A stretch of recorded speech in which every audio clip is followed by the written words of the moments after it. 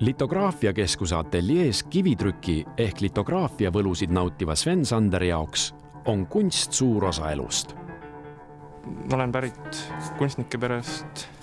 Ema on vanaisa, on kunstnikud, vanaema oli ja ka onud.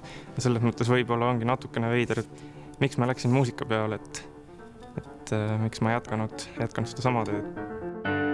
Pliiatsid ja pinslid on Sven Sanderi vanad tuttavad. Väiksena joonistasin päris palju ja koos emaga maalisime sellisel õuendil. Ja kui ma ei tegeleks muusikaga, siis ma ilmselt ma oleks kunstnik, ma arvan küll. See on kõige loogilisem variant.